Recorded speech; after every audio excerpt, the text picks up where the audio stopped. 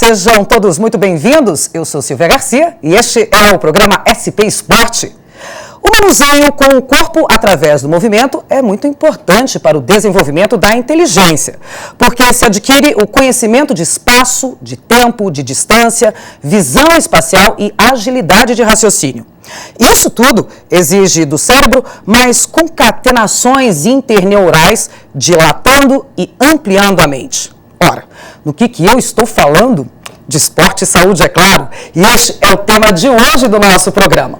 E para conversar sobre isso, temos aqui nos nossos estúdios o deputado Hélio Nishimoto, do PSDB, o escritor Rogério Freitas, a doutora Maria Emília Gadelha Serra, vice-presidente da Associação Brasileira de Ozonioterapia, e o preparador físico Emerson Vilela. Sejam todos muito bem-vindos ao nosso programa. E eu já começo polemizando. A pergunta é simples e clara, e quem quiser responder pode se manifestar. Quem pratica mais esporte? Homem ou mulher? E aí? Emerson, quer falar? Quero. Bom, estatisticamente está provado que a participação masculina é muito maior que a feminina, tanto na prática de treinamento como na prática de competições. Por quê? Por que essa predileção pelo esporte? Mulher é mais caseira? O que é? Talvez seja um dos motivos, mas eu acho que não se estudou o motivo pelo qual os homens participam mais. Mas que é fato que o volume é bem maior. Você treina, você tem atletas com você, atletas e pessoas que treinam com você. Exatamente. Como é a porcentagem aí de homem e de mulher? Olha, dá uns 65% a 70% de homem. É mesmo? É isso mesmo. Deputado, o senhor treina, faz algum esporte hoje? Dá tempo? Que é o problema. Esse é o problema. A gente gosta muito e a gente fica contente de estar conversando sobre esporte aqui, porque é algo fundamental para a vida de todo ser humano. E como estava falando lá o preparador físico Emerson, a gente percebe que desde criança o garoto já sai jogando bola com os amigos, as meninas não, elas ficam talvez com seus brinquedos mais dentro de casa, uma boneca ou outras coisas. Então acaba o homem sendo estimulado desde muito cedo a praticar esporte. Acho que talvez até por causa disso, que é a cultura nossa, né, brasileira. Mas eu gosto de praticar esporte, eu gosto de praticar várias modalidades. O problema meu tem sido o tempo e eu tenho que tentar me disciplinar para procurar saúde através de algum esporte no dia a dia aí que eu possa fazer, encaixar no meu horário. Que esportes que o senhor pratica? Mais comum é futebol, né? Mas eu gosto de jogar basquete. Quando eu não tenho ninguém para participar comigo, eu pego a bola de basquete, vou na quadra do condomínio e dou uns arremessos de basquete, que eu gosto também. Mas não dá para fazer jogo, né? Porque não dá para combinar horário com um grupo de pessoas. Durante a semana pratica, faz alguma coisa, não? É pouco.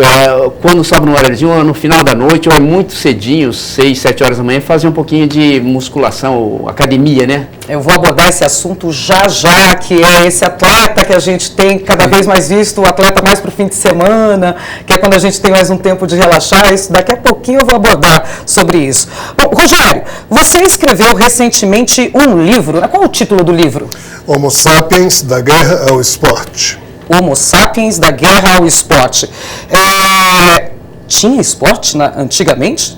Não. Exatamente contando essa lenta evolução da nossa espécie, de um dia sermos descendentes de um gênero chamado Australopithecus, até que o gênero Homo apareceu e assim surgiu a nossa espécie, e muito lentamente fomos evoluindo até chegar ao estado de guerreiros, mas finalmente chegamos a esse ponto em que podemos praticar esporte sem matar o oponente quando perdemos. Mas há um tempo em que não existia isso.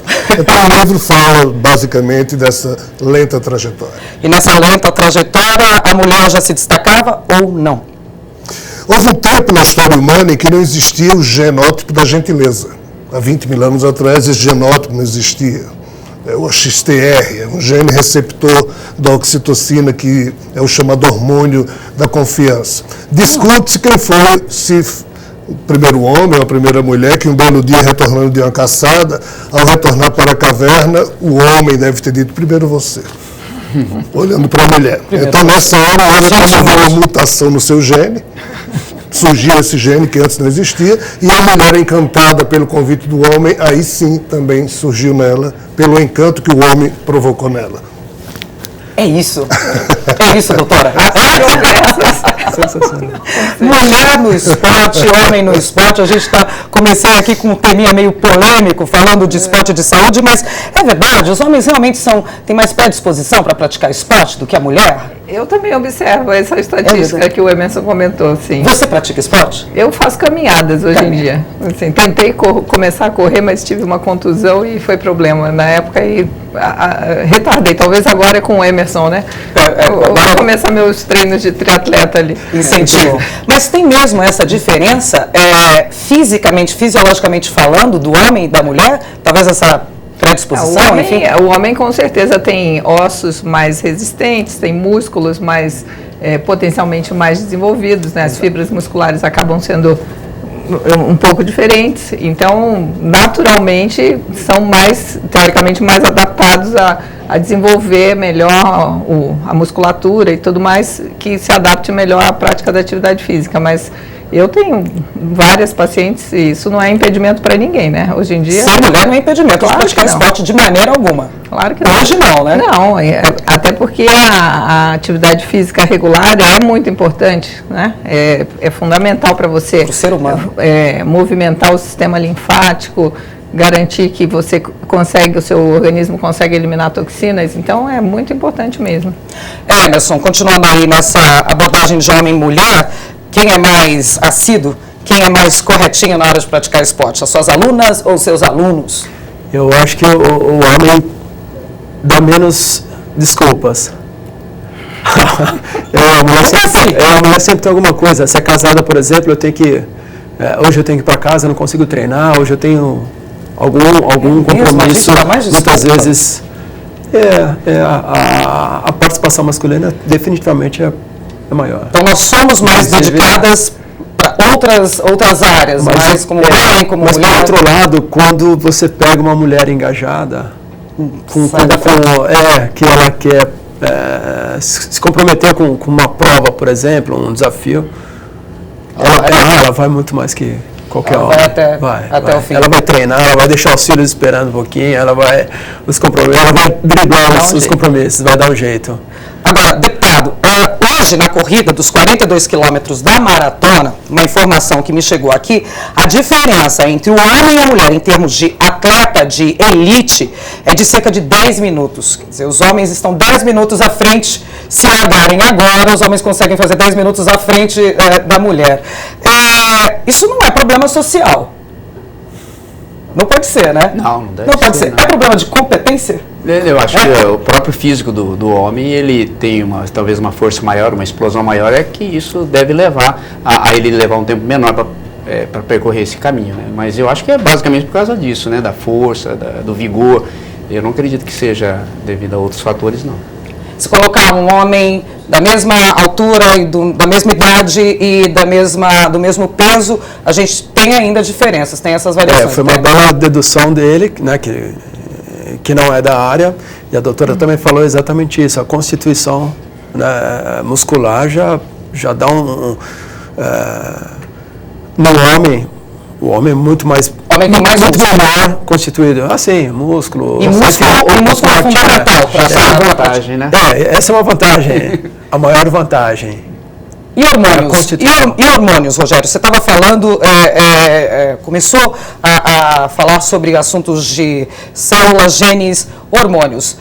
Teve evolução dos hormônios ao longo desses anos, dos séculos, que pelo menos ajudassem as mulheres ou ajudassem mais os homens? Como que você viu isso? Eu só devo dizer que eu não sou autoridade em coisa alguma, muito menos nessa área. Eu sou curioso e abraço todos os assuntos que me interessam. Mas seguramente o que demonstra o conjunto de fatos da vida, as evidências científicas, é que o ser humano não é um produto acabado. Ele está constantemente, a cada segundo, se modificando, tanto homem como mulher. Novas formatações no DNA, hormônios que antes não existiam, passaram a existir ao longo da trajetória evolutiva. Então, a vida é um eterno convite, é um eterno acontecer, o momento presente é sempre de construção. Penso eu que tudo depende da atitude mental de cada um de nós. E assim vamos marcando na gente e na vida aquilo que a gente é, aquilo que a gente pensa. Como o budismo diz, o que você pensa, você cria. O que você acredita, você atrai. Aquilo que você acredita se transforma em realidade. talvez juntando a ciência com os antigos ditos das tradições do passado, a gente encontre um bom motivo para refletir. Uma ótima linha aí do bom senso, do bom caminho. Estamos construindo o tempo inteiro na gente e no mundo. Falando em ciência, é inevitável perguntar para você, doutora, ozonioterapia. Como a gente havia conversado um pouquinho antes do nosso programa começar, o Emerson inclusive colocou, eu também só sabia de ozônio na piscina. Sim. Agora a ozonioterapia está aparecendo para nós e para a saúde, na área esportiva. Conta melhor essa história, por favor. Posso só falar antes algo anterior? Um ponto que eu vejo muito importante digamos assim, na incorporação da atividade física como rotineira é a liberação de endorfinas, né, de substâncias que são prazerosas. Então, deve existir alguma diferença entre como o homem libera mais endorfinas e se torna, de certa forma, entre aspas, viciado na atividade física mais do que as mulheres. Talvez as mulheres tenham outros interesses, né? Então, as endorfinas delas são liberadas em outras situações, né? Com os filhos, com as amigas e etc. Né? Então, talvez seja por isso. Talvez. A outra questão que eu acho que é muito importante, que é um tema bastante atual e eu falei sobre isso durante a palestra que aconteceu no seminário recentemente, é exatamente a questão da epigenética, né? Então a gente tem tem uma carga genética, que você nasce com a sua carga genética, né, impressa lá no seu DNA, só que hoje em dia vem se estudando as interferências ambientais sobre a carga genética, que se chama epigenética. Então você tem um determinado gene que ele pode ou não ser ativado por condições ambientais. Então, produtos químicos, né, nutrientes, falta o excesso de nutrientes, por exemplo, e interferências gerais da vida moderna podem ligar ou desligar determinados genes. E aí você pode acabar fazendo modificações, né, no seu funcionamento por conta disso. Inclusive emoções. Emoções que passam até 3, até 4 gerações depois. Então, existem estudos, por exemplo, mostrando que pais fumantes, eles transferem para os meninos, até para os netos, né, a tendência à obesidade. Então, você, por exemplo, o seu marido hoje fuma, os seus netos, né, eles podem ter tendência à obesidade. Até 3, alguns estudos falam até de 4 gerações. Então, é um tema, assim, bem interessante. Como que quebra esse karma, pelo amor de Deus? Como é que não é karma, a questão genética? É cuidar do meio ambiente e cuidar da qualidade do seu organismo, né? E se o pai parar, por exemplo, de fumar, ainda vai continuar essa tendência geneticamente impressa na segunda geração? Existem estudos, por exemplo, de pessoas estressadas, né, que geram, por exemplo, pessoas que passaram por guerras, né, ou privações de fome durante guerras, geram determinadas características nos filhos, nos netos, nos bisnetos. Então, isso é muito interessante. Mas voltando ao tema da ozonioterapia. A ozonioterapia nada mais é do que a aplicação em medicina da mistura gasosa oxigênio-ozônio, né? E o ozônio é o mesmo ozônio da camada de ozônio, só que no caso de aplicação médica precisa se utilizar uma fonte de oxigênio puro, medicinal, né? Um cilindro de oxigênio que passa por um equipamento gerador de ozônio e aí você colhe numa seringa o gás. E esse gás pode ser utilizado de diversas formas. No caso especificamente da atividade física, do rendimento, existe indicação de utilização de ozônio para tratamento de lesões, né? Então lesões articulares, lesões musculares, tendinites, uma vez que tem um efeito regulador, modulador de inflamação do ozônio. Você falou que parou de correr porque teve aí uma lesão. Teve uma lesão. Você chegou a tratar na época em questão com depois, um pouco, sim. E faz diferença? Faz diferença. O que ele faz? Ele acelera o processo Ele acelera o processo de cura, ele regula o processo inflamatório, então você tem menos, digamos assim, lesão, né, de dano articular ou muscular,